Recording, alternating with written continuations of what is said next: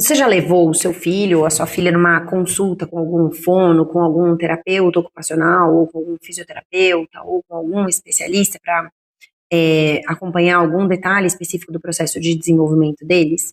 Se você já fez isso, você provavelmente já reparou também uma coisa. O profissional começa a interação com a sua criança brincando. Ele não começa pedindo para a criança sentar, ele não começa pedindo para ela ficar quieta, ele não começa apresentando testes. Ele começa brincando, ele deixa a criança confortável para ela brincar. E por que que ele faz isso? Porque o brincar é a forma mais eficiente de criar um vínculo com a criança. E é o caminho mais óbvio e mais fácil para você conseguir ler a criança, conseguir entender a criança, conseguir perceber onde estão as habilidades que ela já domina e onde estão as habilidades que ela tem, que ainda precisa desenvolver e as que ela tem dificuldade para desenvolver. E aí, a partir dessa observação, é que o profissional ou a profissional consegue é, é, entender um pouco melhor todas as camadas da sua criança. Ainda tem um detalhe importante, que é o seguinte: quando a profissional começa a fazer um atendimento com a sua criança, ela escolhe o caminho do brincar também porque essa é a forma mais fácil de você conseguir criar um vínculo com a criança, de você conseguir se conectar com ela, de baixar a guarda dela e ela permitir que vocês tenham trocas muito fáceis. É a linguagem que a criança usa, é a linguagem de preferência da criança e vai ser o caminho em que ela vai se sentir mais confortável para se conectar com alguém. Então, sempre vai ser a via de acesso mais fácil e mais eficiente que todo profissional vai utilizar com os seus filhos. E por que que eles fazem isso? Porque brincar é coisa muito séria. É através da brincadeira que a criança desenvolve habilidades importantíssimas. É a brincadeira que permite que a criança desenvolva pilares muito essenciais para o futuro adulto que ela vai se tornar, né? E são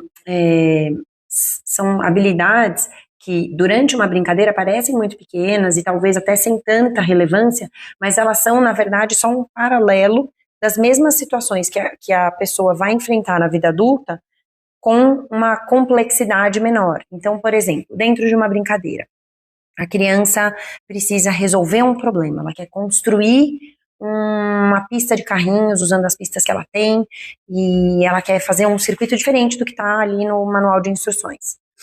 E aí ela tá tentando fazer o encaixe, só que quando ela coloca determinadas peças, o loop não se completa, ou então ela coloca, mas o loop tá muito longo, e aí a descida da pista tá muito curta, então o carro não pega velocidade, o carrinho não faz a volta inteira. E a criança começa a ter que entender por que aquilo acontece e como ela faz para resolver. E aí ela começa a fazer um pouco do raciocínio lógico na cabeça dela. E aí aqui eu faço um paralelo. Em quantos momentos da sua vida adulta você não se depara com situações em que você tem que identificar o que não está funcionando direito e o que você precisa fazer para ajustar para conseguir aquele resultado final que você precisava? Isso acontece na vida do adulto praticamente todos os dias, se não várias vezes dentro do mesmo dia. Faz parte da nossa função fazer isso. Resolver problemas, encontrar caminhos, encontrar soluções. E quando a gente faz isso desde pequeno, em brincadeiras, e dentro de um ambiente que permite que a gente faça isso, você já está treinando essa habilidade desde pequeno. E aí, voltando lá no início, na comparação do que eu estava falando sobre por que profissionais escolhem o brincar para acessar a sua criança. Pensando nisso, a gente consegue entender de forma muito mais clara por que o brincar é uma coisa séria e por que os profissionais escolhem esse caminho, essa ferramenta. Porque é a forma que a criança consegue traduzir para a gente o que ela já sabe, o que ela ainda não sabe e o que ela tem dificuldade para aprender. Onde estão as inseguranças dela. E só a partir desse momento que você entende onde estão as inseguranças da sua criança que você consegue ajustar o ambiente, a rotina, até a forma como você se posiciona para sua criança para favorecer o desenvolvimento dessas habilidades que são mais desafiadoras para ela. E aí aqui eu tô falando dentro de um contexto de crianças, no modo geral, crianças típicas e crianças atípicas, tá? Toda criança tem alguma dificuldade. Não necessariamente só as crianças atípicas vão ter desafios dentro do processo de desenvolvimento. Todas as crianças vão ter algum desafio em algum momento da vida. Isso faz parte, todo ser humano é assim. E não vai ser diferente com as crianças. Por isso que é tão interessante quando os pais estão com um olhar mais refinado para o brincar. Por quê? Porque você consegue, assim como um profissional, ler muito mais de forma muito mais fácil, muito mais clara, muito mais objetiva os seus filhos. Você consegue perceber onde estão os potenciais deles, e isso é uma coisa muito importante, porque a gente às vezes fica focando só em identificar onde estão os desafios, até para dar um suporte para os nossos filhos, mas é interessante que você consiga perceber onde estão as habilidades que seus filhos dominam melhor. Porque é bacana você trazer isso também para o contexto da sua família, para enaltecer isso, para valorizar isso no dia a dia para os seus filhos. Isso daí constrói uma autoestima muito poderosa para eles. Inclusive, é essa autoestima bem construída que dá força para os seus filhos superarem o processo de aprendizado de habilidades com as quais eles têm mais dificuldade. E é o caminho pelo qual você vai conseguir entender onde estão os desafios dos seus filhos. Então, quando você refina o seu olhar e você consegue decifrar onde estão as dificuldades da sua criança, fica muito mais fácil você dar um suporte. E aí tem uma coisa interessante. Quando a gente fala assim, o meu filho tem muita dificuldade em... Nossa, ele não gosta de brincar. Vou dar um exemplo de um filho meu aqui de casa. Ele não gosta de brincar de brincadeiras sensoriais. Nossa, ele não gosta. Eu tinha um filho que ele não gostava. E ele simplesmente não gostava. E aí, eu percebia que, por exemplo, em paralelo a isso, ele também lutava muito para passar protetor solar. Ele lutava muito para passar repelente. Era uma criança que não gostava do cheiro de 90% dos shampoos, condicionadores, sabe? Tudo incomodava. Era uma criança que não gostava de brincar de... por exemplo, no verão, vamos brincar com a mangueira, estamos regando o jardim e vamos brincar com a mangueira. E aí os meus outros 2 filhos achavam o máximo se molhar, e esse meu filho ficava desconfortável quando a roupa molhava. E aí quando você começa a entender todos esses momentos, e não só começa a analisar as brincadeiras, por exemplo, se você analisasse só a brincadeira, você poderia falar assim, poxa, essa criança não gosta de brincadeira sensorial, acabou, ela não gosta de slime, não gosta de mesa sensorial, legal. E aí, em paralelo, você tem uma criança que tem dificuldade com cheiros, com texturas. E aí você começa a entender que é uma criança que tem um pouco mais de desorganização da parte sensorial. A parte sensorial, os inputs sensoriais para ela causam desconforto. E aí, essa criança vai ter dificuldade também em outras situações que vão além do brincar tradicional, que é o momento do repelente, que é o momento do protetor solar, é o momento de repente, sei lá, de sair de uma consulta passando na chuva. Você começa a decifrar os diferentes comportamentos fazendo paralelos com a brincadeira.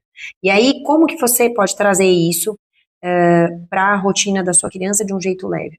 Na teoria, o que você poderia fazer? Você poderia falar, nossa, isso é uma questão muito crítica, vamos entrar com uma intervenção. Você pode entrar com uma intervenção. Eu acho que sempre é bacana você buscar uma opinião médica, uma opinião de um profissional, eles ajudam demais. A equipe terapêutica na vida da minha família é tudo. Meus filhos se desenvolveram muito bem graças a uma equipe médica e terapeuta maravilhosa. Mas o que eu estou querendo dizer é que quando os pais têm esse olhar um pouco mais refinado e eles conseguem, por exemplo, perceber essa dificuldade, eles conseguem trazer para a rotina dessa criança algumas formas de brincadeiras sensoriais que sejam mais sutis. E aí você começa a dessensibilizar a criança. Então, por exemplo, uma criança que tem uma dificuldade sensorial como essa, ela não vai gostar de brincar de slime. Mas pode ser que ela goste de participar de uma receita de pão com você. E aí, nesse momento em que você vai começar a mexer na massa do pão, pode ser que neste momento a criança tenha algum interesse em começar a mexer. Talvez não no começo, quando a massa ainda está um pouco pegajosa, mas quando ela tiver com uma textura um pouco mais agradável, talvez ela tope participar com você. E aí já é uma situação em que você dessensibiliza essa criança.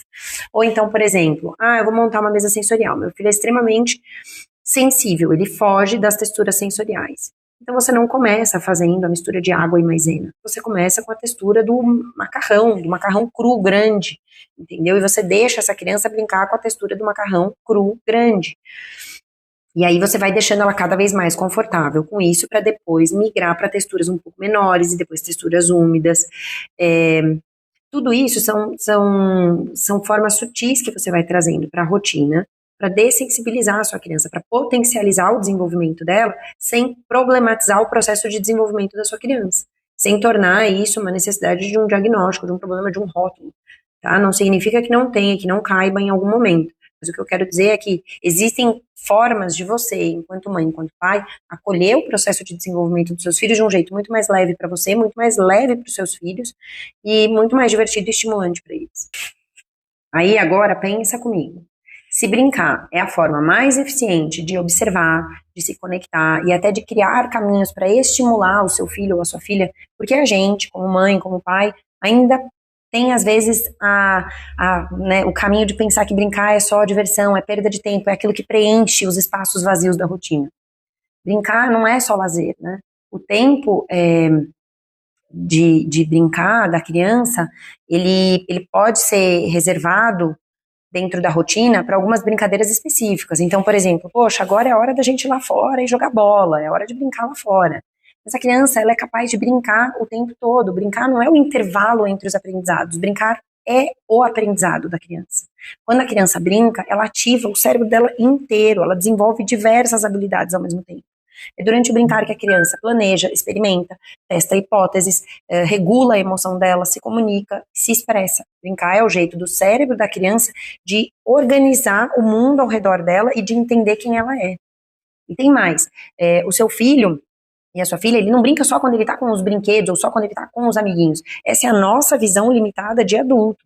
A criança brinca o tempo inteiro. Ela brinca no carro, ela brinca no banho, ela brinca quando ela vai pôr o sapato, ela brinca no elevador, chegando na consulta médica, ela brinca enquanto ela está na espera da consulta médica dela, porque brincar é a forma como ela interage com o mundo, é a forma como ela se conecta com ela mesma e com tudo ao redor dela. Brincar é literalmente o jeito da criança de pertencer, de existir. E às vezes a gente problematiza esse brincar que é fora da hora do brincar, digamos assim. Porque na nossa lógica de adulto, a rotina precisa de eficiência, ela precisa de agilidade, ela precisa de produtividade, precisa até de silêncio. Mas a rotina da criança, ela é atravessada, ela é, na verdade, coberta, né, por essa camada lúdica, criativa e espontânea. E ela não vai deixar isso de lado só porque a gente, que é adulto, quer que ela colabore com a gente o tempo todo. Inclusive, não seria legal se ela fizesse isso, porque você perde oportunidades de aprendizado, de desenvolvimento que acontecem ali na rotina de forma espontânea, natural. E esse aprendizado que acontece de forma espontânea e natural na rotina, repetidas vezes, ele traz muito aprendizado, traz muito desenvolvimento. E aí o legal de quando você tem o olhar treinado para reconhecer os sinais ali de desenvolvimento dos seus filhos, é que você percebe o quanto aqueles pequenos momentos da rotina que você permite, que originalmente não seriam hora de brincar, mas você permite que a sua criança, em paralelo a tudo que acontece, continue brincando, você consegue perceber esses sinais de desenvolvimento. E isso aí serve como combustível para você seguir com esse caminho, com essa mentalidade na rotina com os seus filhos. Isso traz muito desenvolvimento, e o mais legal, traz desenvolvimento e aprendizado para os seus filhos de um jeito muito mais leve e muito mais fácil. Quando você entende que o brincar do seu filho é um recado do cérebro dele, é um pedido do cérebro dele, as formas que ele tem de brincar são isso, na verdade você para de corrigir, você começa a apoiar, a estimular, a acolher. Você começa a enxergar o que ele está tentando te mostrar, o que ele está buscando e o que ele precisa. E aí, porque você consegue decodificar esses comportamentos, né, que são, na verdade, brincadeiras, que antes pareciam, sei lá, desorganização, teimosia, bagunça, falta de foco, você consegue direcionar muito melhor. A sua rotina fica muito mais leve. O que você precisa não é virar um especialista nisso, você não precisa também de brinquedos caros para desenvolver seus filhos, você não precisa de uma tarde livre de compromissos para, nossa, direcionar o brincar que desenvolve perfeitamente. Você só precisa ajustar o seu olhar para que o desenvolvimento aconteça ao longo da rotina. Porque quando você começa a enxergar o brincar onde ele já existe, a sua rotina muda e a rotina da sua criança muda. O que antes era só uma tarefa, vira oportunidade. E o que antes era motivo de estresse para você, vira motivo de conexão e de desenvolvimento. Brincar é coisa muito séria. É como a criança aprende, é como ela se comunica, é como ela se regula. É como ela diz para você, eu pertenço, eu existo e eu tô aqui. Esta pessoa sou eu. É a pessoa que ela quer te mostrar, ela te mostra através do brincar, das formas que ela tem de brincar. E se isso ressoou com você, se você sente que o seu filho brinca de um jeito que você ainda não entende completamente, ou que não sabe acolher na rotina, ou que te causa um desconforto, ou até algumas dúvidas, e você quer entender melhor isso, me acompanha aqui e me segue no Instagram. Aqui a gente descomplica essa jornada, com leveza, com propósito, com acolhimento. E sempre com o olhar de quem vive isso de verdade. No meu caso, sou mãe de trigêmeos, 2 meninos típicos e um menino atípico. Eu já vivi o caminho de tentar desenvolver os meus filhos de uma forma muito direcionada. E apesar dele ser muito enriquecedor do ponto do ponto de vista do meu aprendizado, porque você trabalha objetivos muito específicos, você conhece cada brinquedo, que cada brinquedo estimula e etc., ele também sobrecarrega a mãe, ele não é justo com a mãe. E no longo prazo, para você conseguir ter uma rotina que desenvolva os seus filhos ao longo da primeira infância inteira, que é muito longa, são 6 anos, você precisa ter um olhar que também seja mais amplo para conseguir trazer a brincadeira que desenvolve, que estimula e que ensina para a rotina de um jeito fácil. E para você conseguir fazer isso, você precisa saber identificar essas brincadeiras, essas oportunidades na rotina que já existem para os seus filhos brincarem, sem você ter que ficar planejando, sem você ter que ficar criando, sem você ter que arrumar espaços de tempo livres na sua rotina para brincar com os seus filhos. O brincar já está acontecendo na sua casa. Você só precisa identificar esses momentos e saber acolher para que eles aconteçam com mais frequência. E quanto mais frequentes as brincadeiras acontecerem, maior serão os desenvolvimentos, os aprendizados e a aquisição de habilidades dos seus filhos. Tá bom? Se você gostou desse vídeo, curte o vídeo, se inscreve no canal, compartilhe com outras mães que também possam se interessar por esse assunto e até o próximo vídeo.